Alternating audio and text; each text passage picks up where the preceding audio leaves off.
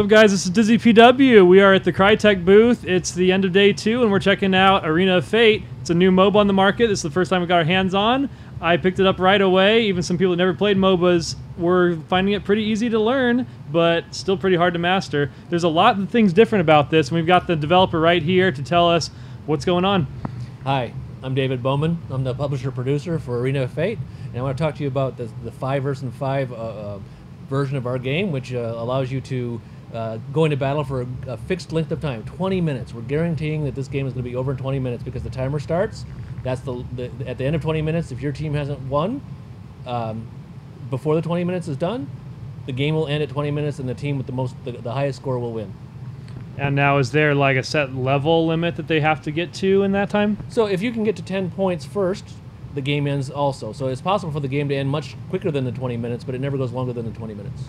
In terms of the individual heroes, though, is there a certain level? Well, so as the hero is playing, it starts off at level 1. When it gets to level 2, it's able to make a new choice in its active abilities. Gets to level 3, it starts to be able to choose new traits, which modify the hero's behavior.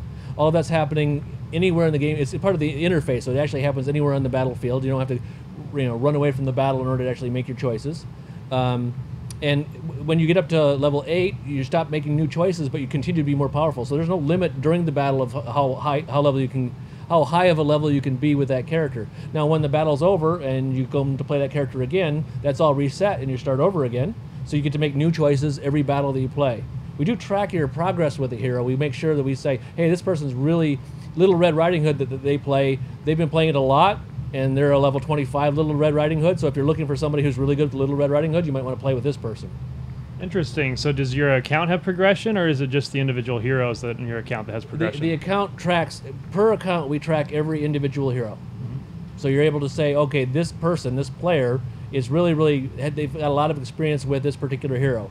So they've played a lot of Little Red Riding Hood, they've played a little bit of Tesla, and we're able to say, to other players looking for a player who's good at Tesla, hey, this person's played a little bit, this person's played a lot, maybe you want to play with them. Our matchmaking system needs that information in order to put you together with people of appropriate skill level.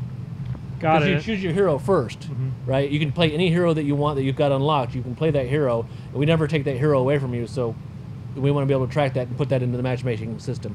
Are the heroes based on archetypes, and it tries to match you up into a certain team set?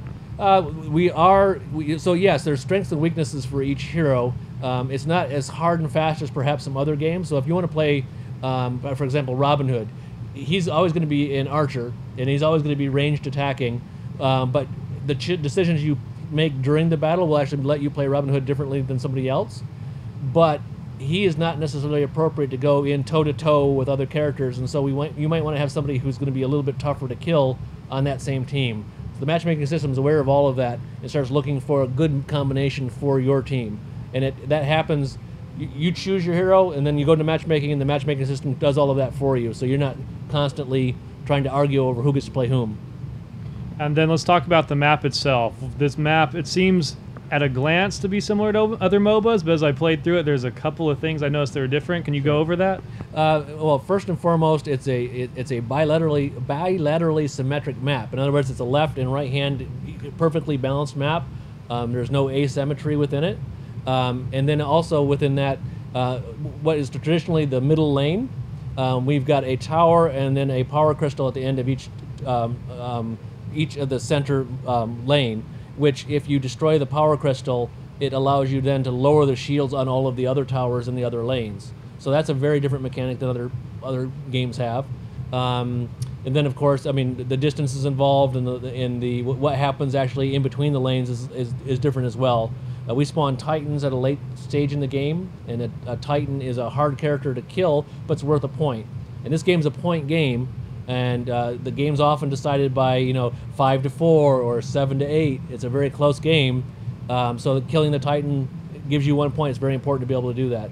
Killing 7 enemy heroes is another way to score a point, and then the third way to score points is knocking down towers.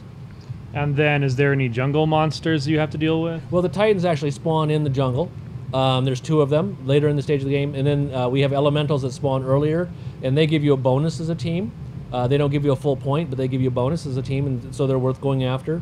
And then we have other objectives. We have shrines, and those shrines can either reveal fog of war. They can remove fog of war for your team on one half of the map. So if you knock the shrines down, that gives you a visibility advantage over the other team. And then, of course, we're continuing to evolve the game, so we'll be adding other elements in there as well. And how about the active abilities that you can learn? So the active abilities, if I choose to be Robin Hood, I'm given 4 active abilities, and those are preset for Robin Hood. But the 5th slot, when you get to level 2, you get to choose from a list. And so each character has its own list. It's a small list so that you're not overwhelmed by the decisions, but each time you play the game, that 5th one will really matter. It can be something related to something as simple as just healing, like, oh, I can self-heal for a large amount, and that's applicable for a number of different characters. Or it could be something along the lines of, I have an arrow that allows me to freeze the enemy. Just basically things that allow you to sort of customize how that particular hero plays. And then if you're allowed to talk about it, how many heroes can you name off the top of your head in this game? So we have 30 heroes that we're releasing for our closed beta. And we, so far, I believe we've only talked about 6 of them officially, but we will be discussing more of them as we go forward. And I think one of the interesting things is for people to say, okay, who could we possibly, who's it going to be? Who are the 30 heroes that they're going to do? And so we'll be revealing those shortly. Excellent. Thank you for your time. And when can people expect to get into this game? If you go right now to www.arenaoffate.com, you can sign up for our beta today. And we'll be going into our closed beta. We've announced officially summer, but our testing is going so well right now in friends and family, I can easily say early summer without any hesitation. Thank you for your time. Thank you.